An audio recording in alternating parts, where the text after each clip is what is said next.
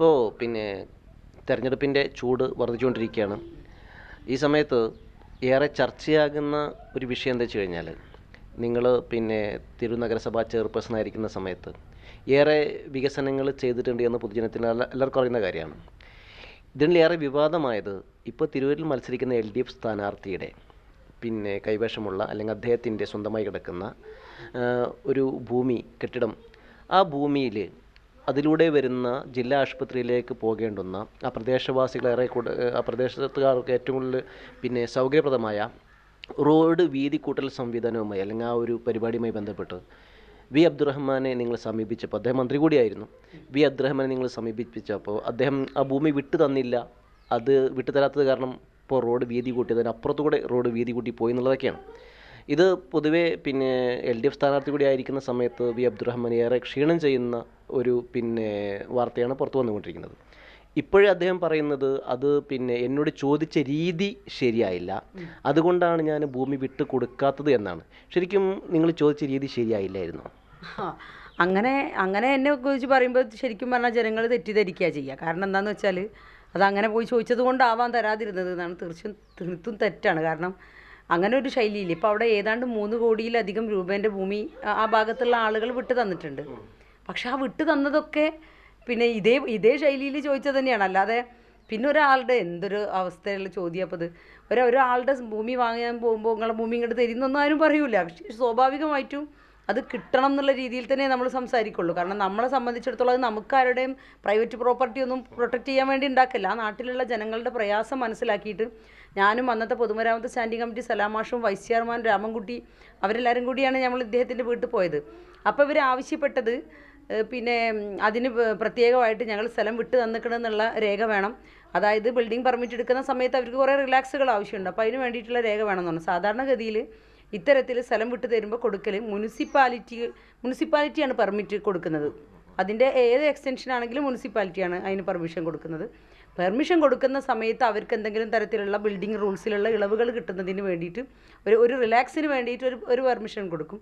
നഗരസഭ തയ്യാറാക്കി കൊടുക്കുന്ന ബിൽഡിംഗ് റൂൾസിലുള്ള റിലാക്സ് ആ ഒരു പത്രം ഞങ്ങൾ കൊടുക്കുക എന്ന് അദ്ദേഹത്തിനോട് വാക്കാൽ ആവശ്യപ്പെട്ടെങ്കിലും അത് പറ്റൂല. ഗവൺമെൻറ് ഓർഡറിൽ അത് ജിയോ പ്രകാരമുള്ളത് തന്നെ വേണമെന്ന് അദ്ദേഹം ആവശ്യപ്പെട്ടു. അതിനനുസരിച്ച് ഞങ്ങൾ സർക്കാരിലേക്ക് കത്തയച്ചിട്ടുണ്ട്. നഗരസഭയിലെ റെക്കോർഡ്സിൽ പരിശോധിച്ചാൽ, ജില്ലാ ഹോസ്പിറ്റൽ റോഡിൻ്റെ റെക്കോർഡ്സ് പരിശോധിച്ചാൽ അതിൽ വ്യക്തമായിട്ട് ഞങ്ങൾ ഗവൺമെൻറ്റിലേക്ക് ജിയോ വേണമെന്ന് പറഞ്ഞിട്ട്, അതായത് ഇത്തരം ആളുകൾക്ക് ബിൽഡിംഗ് റൂൾസിൽ ഇളവ് അനുവദിക്കാൻ ഒരു ജിയോ പ്രത്യേകമായിട്ട് വേണമെന്ന് അറിയിച്ചുകൊണ്ട് ഗവൺമെൻറ്റിലേക്ക് കത്തയച്ചതിൻ്റെ റെക്കോർഡ്സ് ഉണ്ട്. പക്ഷേ അങ്ങനെയൊക്കെ ഉണ്ടായിരുന്നെങ്കിലും ഇത് ഞങ്ങളൊക്കെ ചെയ്യുന്നതിനേക്കപ്പുറം, കാരണം ഒരു ജനപ്രതിനിധി ഇപ്പോൾ MLA ആവട്ടെ, മിനിസ്റ്റർ ആവട്ടെ, പിന്നെ അന്നത്തെ ചെയർപേഴ്സൺ ഞാനാവട്ടെ, ഞങ്ങളുടെ എല്ലാവരുടെയും ഒരു ഉദ്ദേശം എന്താണെന്ന് വെച്ചാൽ എത്രയോ മാക്സിമം റിസ്ക് എടുത്ത് അത് വികസിപ്പിക്കുക എന്നുള്ളത്, അത് വലുതാക്കുക, ജനങ്ങൾ ഉപയോഗിച്ചോട്ടെ എന്നുള്ളതാണ്. അതിനപ്പുറം കുറേ പ്രയാസങ്ങൾ ആ ജില്ലാ ഹോസ്പിറ്റൽ റോഡുമായി പറയുകയാണെങ്കിൽ ആ ഒരു സമയത്ത് ഞങ്ങൾ ഒരുപാട് പ്രയാസങ്ങൾ അനുഭവിച്ചിട്ടുണ്ട്. മിനിസ്റ്ററെ ഞങ്ങൾ കണ്ടിട്ടുണ്ടായിരുന്നു. പിന്നെ അതല്ലാതെ തന്നെ ആളുകളെടുത്ത് പോയപ്പോഴും പലതരത്തിലുള്ള മോശം ഉണ്ടായിട്ടുണ്ട്. വളരെ കുറഞ്ഞ സ്ഥലമുള്ള ആൾക്കാർ, നല്ല മനുഷ്യർ കുറേ സ്ഥലം സൗജന്യമായി വിട്ടു തന്നിട്ടുണ്ട്. ചില ആളുകൾ ജ്യൂസ് കുടിച്ച് ഇറങ്ങി പോയിക്കോ എന്ന് പറയുന്നൊരു സാഹചര്യമൊക്കെ അനുഭവങ്ങളൊക്കെ ഞങ്ങൾക്ക് ഉണ്ടായിട്ടുണ്ട്. പക്ഷേ എന്നിരുന്നാലും ഇപ്പോൾ തന്നെ പോയി നോക്കിയാൽ അറിയാം. ഇനിയിപ്പോൾ സർവേ പ്രകാരം അദ്ദേഹം ഭൂമി വിട്ടു തന്നു, മുമ്പെങ്ങാനും എടുത്ത ഭൂമിയിൽ നിന്ന് റോഡ് വികസനത്തിന് വേണ്ടി വിട്ടു പോയിട്ടുണ്ടോ എനിക്കറിയില്ല. അദ്ദേഹം പറയുന്നു സർവേയിലുണ്ട്. ഇനി അങ്ങനെ ഉണ്ടെങ്കിൽ തന്നെ ഒരു ക്രോസ് ആയിട്ട് വരുന്നൊരു സാധനം ഇപ്പോൾ അവിടെ നോക്കിയാൽ നമുക്ക് കാണാം. ജില്ലാ ഹോസ്പിറ്റലിൻ്റെ സ്ഥലം വിട്ടു പോയിട്ട് ഏതാണ്ട് കുറച്ച് സ്ഥലം അത് കേടായി കിടക്കുകയാണ്. അപ്പോൾ ശരിക്കും പറഞ്ഞാൽ അതിങ്ങനെ വരുമ്പോൾ നമുക്ക് ആ സ്ഥലത്ത് പോയി നോക്കിയാൽ തന്നെ അറിയാം. ഞാൻ അദ്ദേഹവുമായി സംസാരിച്ചപ്പോൾ അദ്ദേഹം ഒരാളെ വിട്ടു തന്നു. അത് അളവെടുത്ത് കുറ്റിയടിച്ചു. അത് ഏതായാലും ഇനി എടുത്തോളി, ആ സ്ഥലം കൂടി എടുത്തോളി എന്നുള്ള രീതിയിൽ അത് കുറ്റിയടിക്കുകയും അതിൻ്റെ അടുത്തൊരു വാട്ടർ കണക്ഷനൊക്കെ ഉണ്ട്. ഞാൻ വാട്ടർ അതോറിറ്റിയിൽ വിളിച്ചു പറഞ്ഞ് കണക്ഷനൊക്കെ മാറ്റിക്കാൻ വളരെ സന്തോഷമായി. കാരണം അത് പൂർണ്ണ രീതിയിലേക്ക് എത്തുന്നുള്ളൊരു ഇതിലായിരുന്നു. പക്ഷെ ആ സമയത്താണ് പിറ്റേ ദിവസം വിളിച്ചിട്ട് തരാൻ പറ്റൂല, ഞങ്ങളുടെ ഭൂമി എടുക്കണ്ട, തരണ്ട എന്ന് പറഞ്ഞിട്ടുണ്ടെന്ന് പറഞ്ഞു. അങ്ങനെയാണെങ്കിൽ വേണ്ട, നിവൃത്തിയില്ലല്ലോ. തരാത്ത ഒരാളെ മുതൽ അല്ലാതെ ധാർഷ്ട്യത്തോടെ പോയി ചോദിച്ചത് അല്ലെങ്കിൽ രീതി ശരിയായില്ല എന്നൊക്കെ പറയുന്നത് എനിക്കങ്ങനെ അതാണ്ട് ശരിയായിട്ട് തോന്നുന്നില്ല. നമ്മളെല്ലാ ഈ കണ്ട ആളുകളോട് മുഴുവൻ ചോദിച്ചതും ഇതിൻ്റെ തുടക്കത്തിൽ തന്നെ നമ്മുടെ അവിടെയുള്ള കുറേ നല്ല മനുഷ്യർ വളരെ സന്തോഷത്തോടെയാണ് സ്ഥലം വിട്ടു തന്നത്. ഇനിയും അതിൻ്റെ അപ്പുറത്തേക്കുള്ള സ്ഥലങ്ങളൊക്കെ വിട്ടു തരാൻ റെഡിയാണ്. നഗരസഭ അതിന് വേണ്ട ബിൽഡിംഗ് റൂൾസിൽ വേണ്ട ഇളവുകളൊക്കെ അനുവദിച്ചു കൊടുക്കാനും റെഡിയാണ്. പക്ഷേ എന്തോ ഒരു പ്രയാസം അവിടെ ഉണ്ടായിട്ടുണ്ട്. ശരിക്ക് ഈ സമയത്ത് ആ പ്രദേശത്തുള്ള ഭൂമി വിട്ടു നൽകാൻ തയ്യാറായ ആരെങ്കിലും പിന്നെ ഇദ്ദേഹം ഇടപെട്ട് അത് നഗരസഭയ്ക്ക് വിട്ടു നൽകണ്ട എന്നുള്ളൊരു സംഭവം ഉണ്ടായിട്ടുണ്ടോ? അങ്ങനെയൊക്കെ പറയുന്നതൊക്കെ ഞങ്ങൾ കേട്ടിട്ടുണ്ട്. കൊടുക്കണ്ടെന്ന് പറഞ്ഞിങ്ങനെ പിന്നെ പ്രശ്നങ്ങളുണ്ട് എന്നൊക്കെ കേട്ടിട്ടുണ്ട്. പക്ഷേ അതിൻ്റെ ആധികാരികതയിലേക്കൊന്നും നമ്മൾ അതിൻ്റെ വ്യക്തമായിട്ടുള്ളൊരു ഇതിലേക്ക് പോകുന്നില്ല. പക്ഷേ ഇങ്ങനെയൊരു ഭയങ്കരമായിട്ടുള്ളൊരു പ്രയാസം ഉണ്ടായിട്ടുണ്ട്. ഞങ്ങൾക്ക് ഒരുപാട് പ്രയാസപ്പെട്ടിട്ടാണ് ആ ഒരു സ്ഥലം ഇന്ന് കാണുന്ന രീതിയിൽ. കാരണം അത്രയും ശോച്യാവസ്ഥയിലായിരുന്നു LDF ഭരണസമിതി പുറത്തിറങ്ങി പോകുമ്പോൾ അത്രയും ഒരു ശോച്യാവസ്ഥയിലായിരുന്നു ആ റോഡുണ്ടായിരുന്നു. നിങ്ങൾക്കറിയാം 3 മാസം കഴിഞ്ഞപ്പോഴേക്കും വാഴ വെച്ച് അവരെന്നെ സമരം ചെയ്യാൻ തുടങ്ങിയ റോഡാണ്. അത് ഇന്ന് കാണുന്ന മനോഹരമായ രീതിയിലേക്കാക്കാൻ ഞങ്ങൾ അത്രയും പ്രയാസപ്പെട്ടിട്ടുണ്ടായിരുന്നു. പക്ഷേ ഇദ്ദേഹം ഇനി മുമ്പ് സ്ഥലം വിട്ട് തന്നിട്ടുണ്ടായിരുന്നെങ്കിൽ കൂടി അദ്ദേഹത്തിന് ആ ഒരു ഞങ്ങളുമായി സഹകരിച്ച് ആ ഭാഗത്ത് കുറച്ചും കൂടി ഒന്ന് നല്ല രീതിയിലാവുമായിരുന്നെങ്കിൽ ആ റോഡ് കുറച്ചും കൂടി നന്നാവും. കാരണം അദ്ദേഹത്തിനും കൂടി ആക്സസ് ഉള്ള നല്ലൊരു റോഡാണ്. അപ്പോൾ അതിൻ്റെ ഒരു വലിയൊരു പ്രയാസം അവിടെ ഉണ്ടായിട്ടുണ്ട്. അത് ജനങ്ങൾ മനസ്സിലാക്കിയിട്ടുണ്ടെന്നാണ് ഞാൻ കരുതുന്നത്. ശരിക്കും 1.5 സെന്റ് വിട്ട് നൽകിയെന്ന് അദ്ദേഹം പറയുന്നത് പിന്നെ എന്തിൻ്റെ അടിസ്ഥാനത്തിലാണ്? അത് ഉണ്ടാവാം.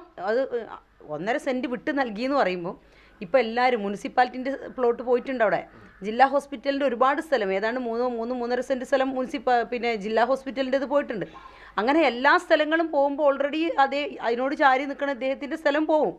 അങ്ങനെ പോയിട്ടുണ്ടാവാം. പക്ഷേ ഒരു വീതി കൂട്ടൽ എല്ലാ കാലത്തും ഒരു 10 മീറ്റർ റോഡാവില്ല. അത് 12 മീറ്റർ ആകുമ്പോൾ സ്വാഭാവികമായിട്ടും എല്ലായിടത്തുനിന്നും പോണ പോലെ ഇപ്പുറത്തുനിന്നും പോവും. ഞാൻ മുമ്പ് 1.5 സെൻറ്റ് വിട്ട് തന്നിട്ടുണ്ട് എന്ന് പറഞ്ഞിട്ട് പിന്നെ വരുന്ന വികസനത്തിന് ഞാൻ വിട്ട് തരൂല എന്ന് പറയാൻ പറ്റുമോ? ഇപ്പോൾ ഇനി നമുക്ക് ഒരുപാട് റോഡുകൾ വീതി കൂട്ടാൻ കിടക്കുകയാണ്. ഞാൻ മുമ്പെന്നോ റോഡ് വിട്ട് തന്നിട്ടുണ്ട്, അതുകൊണ്ട് ഇനി നിങ്ങൾ പൊളിച്ചു വരുമ്പോൾ ഞാൻ തരൂല എന്ന് പറയാൻ പറ്റുമോ? അങ്ങനെ ഒരു ശരിയല്ല. അത് ശരിക്കും തീർത്തും ഒരു തെറ്റായ നടപടിയാണ്. സ്ഥലം വിട്ടു തരിക എന്നുള്ളതാണ്. ഇനിയിപ്പോൾ മറ്റുള്ളവർക്ക് ഞാനിത് ഇത്രയും കൊടുത്തിട്ടുണ്ടെന്ന് പറഞ്ഞ് മാതൃകയാവേണ്ട ആളുകളാണ് ജനപ്രതിനിധി എന്ന് പറയുന്നതാണ് ഞാൻ മനസ്സിലാക്കുന്നത്. ശരിക്ക് തിരൂരിൽ ഇപ്പോൾ പിന്നെ കുറുക്കോളി മൊയ്തീൻ എന്ന് പറയുന്ന UDF സ്ഥാനാർത്ഥിക്ക് പറ്റിയൊരു എതിരാളിയാണോ വി അബ്ദുറഹ്മാൻ? അങ്ങനെ ചോദിച്ചാൽ ഞാനിപ്പോൾ എന്താ പറയുക? എങ്ങനെ ഉണ്ടാവും വികസനം? പിന്നെ ഈ ഒരു ഇലക്ഷൻ ഏത് രൂപത്തിലായിരിക്കും ജനങ്ങൾ? ഇലക്ഷൻ എന്തായാലും ഇപ്പോഴത്തെ ഒരു ട്രെൻഡ് അനുസരിച്ച് തീർച്ചയായും UDF അധികാരത്തിൽ വരും. കുറുക്കോളി നല്ല സ്ഥാനാർത്ഥിയാണ്. എന്തുകൊണ്ടും ഒരു മനുഷ്യർക്ക് ആദ്യം വേണ്ടത്, ഇപ്പോൾ ഞാനിങ്ങനെ മനസ്സിലാക്കിയെടുത്തോളം ഒരു ഭരണാധികാരി അല്ലെങ്കിൽ അയാൾക്ക് ഇപ്പോൾ സ്വാഭാവികമായിട്ടും ഭരണം കിട്ടിയില്ലെങ്കിൽ ഒരുപാട് ബുദ്ധിമുട്ടുണ്ടാവും. കാരണം ഭരിക്കുന്ന പാർട്ടിയുടെ പ്രതിനിധി അല്ല MLA എങ്കിൽ കിട്ടുന്ന സേവനങ്ങൾക്കൊക്കെ പരിമിതികളുണ്ടാവും. സ്വാഭാവികമായിട്ടും നമുക്കറിയുന്ന കാര്യമാണ്.